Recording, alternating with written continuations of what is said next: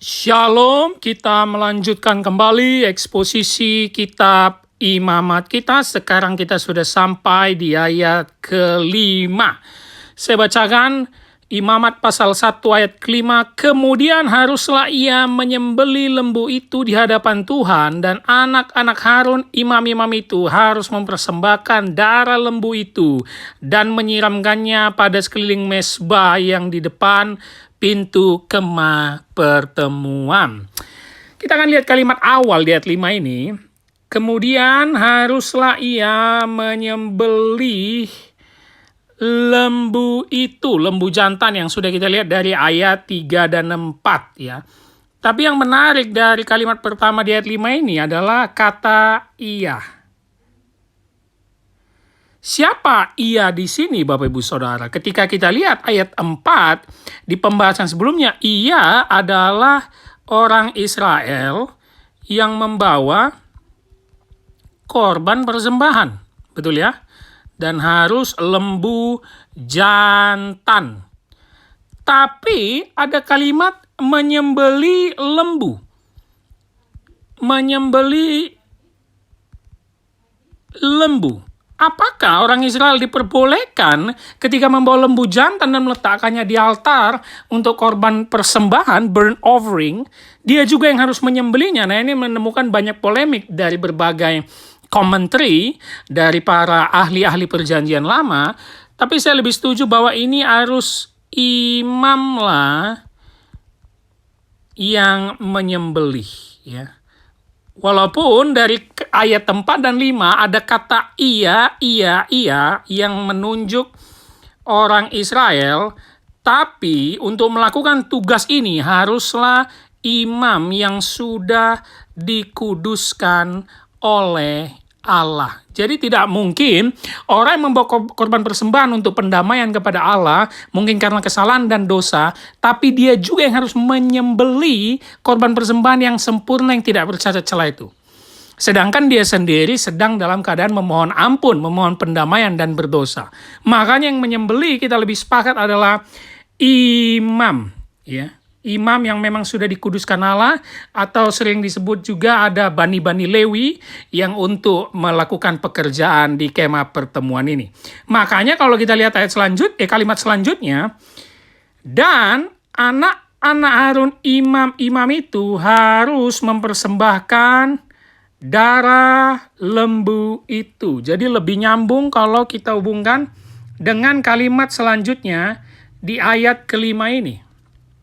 Dan anak-anak Harun, jelas ya. Harun adalah imam yang dikuduskan beserta seluruh keluarganya. Ya. Harun adalah kakak dari Musa yang dipilih Allah untuk mengatur atau melakukan upacara di kemah pertemuan. Dan anak-anak Harun imam itu harus apa? Mempersembahkan darah lembu. Ini kalimat yang penting sekali Bapak Ibu Saudara. Darah lembu. Ya. Darah. Mempersembahkan, atau bisa juga dalam terjemahannya memercikkan. Ya. Memercikkan. Melemparkan ke sekeliling mezbah. Ya. Darah dari lembu jantan. Memercikkan. Jadi ini memang tugas imam. Kenapa darah? Nah, ini yang perlu kita expose juga. Kenapa darah harus dipercikkan? Ya, darah bagi orang-orang Yahudi yang mengenal Taurat di Perjanjian Lama, darah adalah lambang nyawa. Ya. Inilah inti dari korban persembahan kepada Allah, Bapak Ibu Saudara. Ini intinya. Apa intinya? Harus ada darah tertumpah. Ini adalah pattern atau pola yang sudah dibuat Allah sejak manusia jatuh ke dalam dosa, yaitu Adam dan Hawa. Ketika mereka malu karena mereka memakan buah terlarang dan menyadari mereka telanjang, mereka lalu menutupi tubuh mereka dengan daun. Tapi ketika mereka diusir, Allah memberikan apa? pakaian dari kulit binatang. Oleh karena itu, sejak kejatuhan manusia dalam dosa, sudah ada darah tertumpah.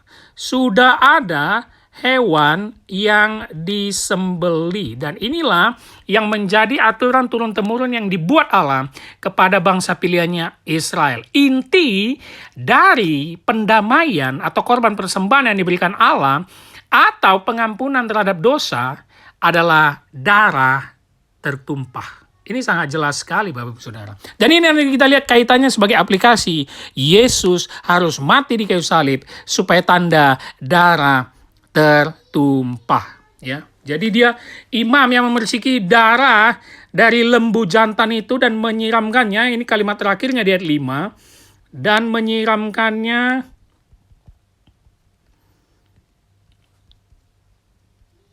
pada sekeliling mesbah di depan pintu kemah pertemuan, ya. Untuk melihat bentuk mesbah, Bapak Ibu Saudara bisa lihat di kitab Keluaran yang sudah diatur, ya.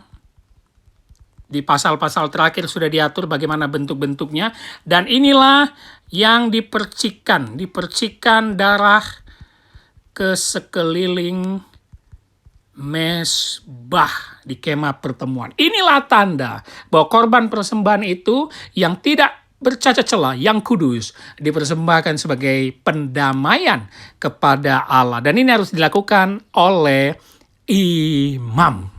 Nah, ini yang bisa kita lihat di ayat kelima, Bapak Ibu Saudara, ya. Jadi apa aplikasinya? Kemarin kita sudah tahu bahwa korban yang dibawa atau ada lembu jantan, ada kambing domba, itu adalah simbol atau bayang-bayang kepada Kristus kelak sebagai domba Allah, anak domba Allah. Dan Bapak Ibu Saudara perlu tahu, ya, tadi di sini mempersembahkan darah lembu, menyembeli, di sini menyembeli itu kaitan sekali dengan kalimat yang dipakai di Perjanjian Baru, menyembeli anak domba Allah yang terhubung kepada Kristus. Memang harus disembeli, menyembeli, ya. Sehingga aplikasinya ini adalah bayang-bayang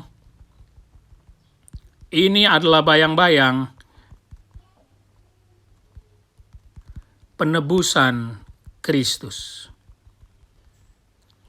Darah tertumpah di kayu salib. Ingat, darah itu adalah lambang nyawa, ya, nyawa, untuk menandakan harus nyawa diganti nyawa. Manusia berdosa itu ditebus oleh nyawa atau darah Kristus. Makanya saat perjamuan kudus, Yesus dan murid-murid Yesus mengeluarkan kalimat apa yang kita kenal dalam perjamuan kudus?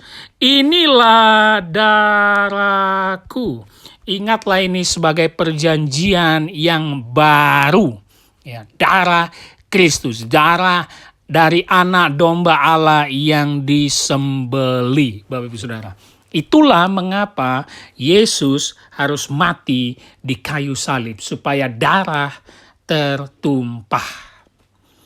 Darah Kristus yang mengampuni dosa umat pilihannya, harus ada darah yang tertumpah. Ya.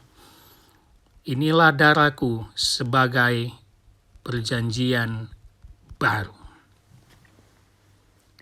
Dia adalah imam, dia adalah korban persembahan yang sama-sama masuk ke dalam kemah pertemuan untuk mempersembahkan dirinya sendiri, dan darahnya tertumpah yang akhirnya membuat pendamaian antara Allah kepada manusia berdosa.